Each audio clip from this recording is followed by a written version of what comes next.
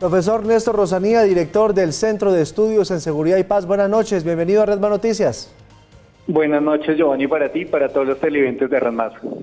Bueno, profesor Rosanía, ¿de qué se trata todo esto? Surgen muchas dudas sobre la llegada de estos militares de élite y mucha gente se pregunta si este no es el momento de la mayor confrontación del Estado colombiano con el narcotráfico. ¿Por qué tiene que llegar un grupo, además de élite, que se supone que es lo mejor de los Estados Unidos, del ejército americano, a Colombia? ¿Realmente será esa intención de combate al narcotráfico o habrá algo más teniendo en cuenta lo que está pasando en la región? Pues Giovanni, hay dos variables interesantes acá de analizar. Lo primero es la estrategia que tiene hoy la política exterior de Donald Trump hacia América Latina en un momento clave.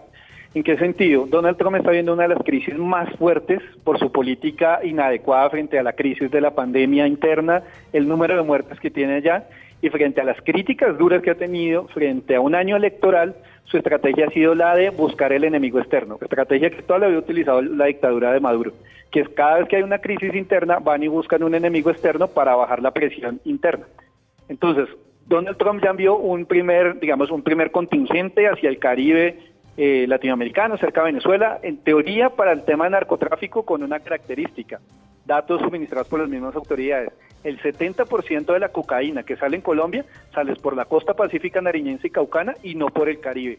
Entonces, si es por un tema de control del narcotráfico, ese despliegue militar americano debería estar frente al Pacífico colombiano y no frente al Caribe venezolano, porque ahí la ruta fundamentalmente es aérea. Entonces, primer elemento. Ahora, segundo elemento, las tropas americanas en Colombia. Lo que estamos viendo es parte de esa estrategia de disuasión que ha ido escalonada, porque ya se han hecho algunos ejercicios, recordemos que la número 82 unidad de los Estados Unidos que participó en la Segunda Guerra Mundial, esa unidad emblemática de los norteamericanos, ha hecho ejercicios militares aquí en el fuerte militar de Tolemaida. Entonces, lo que se está generando continuamente es una estrategia de disuasión para mostrarle al gobierno de Maduro que aquí hay una alianza muy fuerte con los Estados Unidos, pero en el fondo, si la vamos mucho más delgado, lo que vemos es parte de la estrategia de la política exterior de Trump en un año electoral y donde la pandemia lo tiene en crisis. Profesor Rosanía, sobre ese tema en específico, si esto tiene sello propio, ¿por qué presentarlo como un tema de capacitación? Porque era evidente que el tema y la polémica interna frente a esa presencia justo en el momento de la pandemia, pues iba a hacerlo, digamos, escalar la polarización, la oposición frente al gobierno, y la mejor forma siempre es decir que es la lucha contra el narcotráfico. Todo lo que uno diga que es lucha contra el narcotráfico de alguna manera queda justificado. Entonces decir que hay tropas en lucha contra el narcotráfico, entre comillas, no generaría tensión, pero lo que sabemos de fondo es que realmente, y la estrategia geopolítica que hay detrás es una presión al gobierno de Maduro, y aquí lo interesante, Giovanni, es que no va a pasar nada en términos militares por una sencilla razón. Estados Unidos y el Pentágono, después de Irak y Afganistán, entendió que esas guerras internas, meterse a otro país, es el peor error que puede hacer Estados Unidos. Lo vimos en Libia y en el caso sirio. Ya Estados Unidos no entra con hombres de infantería. Lo que hace es que apoya a los rebeldes y genera espacios de exclusión aérea, pero ya, digamos, directamente no entra. Entonces lo que se está generando es como una tensión hacia el lado de Venezuela, una presión, pero sabemos que militarmente Estados Unidos no va a cometer ese error porque eso sería abrir una guerra de cuarta o quinta generación. Profesor Rosanía, ¿usted se acuerda de la libretica de hojas amarillas que tenía el señor John Bolton, donde decía envío de tropas a Colombia y había una cifrita ahí que nos preocupó mucho, nos puso a pensar a más de uno? O sea que la cosa, así, según lo que usted nos cuenta, no va por ahí. Este envío de este contingente no tiene nada que ver entonces con esa hojita que en su momento tenía el secretario de Estado de los Estados Unidos.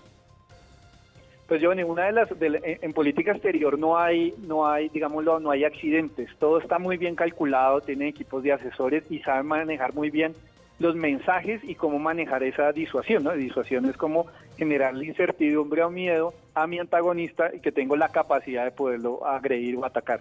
Entonces, lo que hemos visto es que ese mensaje era, evidentemente, él pone la mano y deja ver el número y la cifra, es generándole más presión a Venezuela, más disuasión, pero lo que sabemos es que Estados Unidos, y lo vimos en Libia y ahora en Siria, Estados Unidos no comete ese error.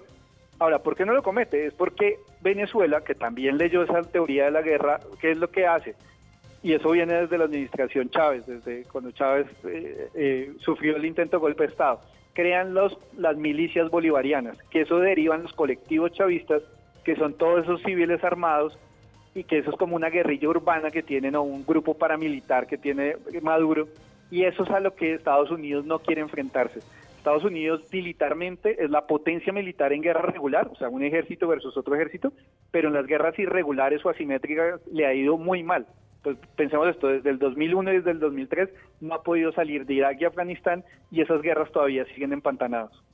Pues, profesor Néstor Rosanía, director del Centro de Estudios en Seguridad y Paz, como siempre, gracias por estar con nosotros en Redman Noticias. A ti, Giovanni, muchísimas gracias, y a todos los televidentes de Red.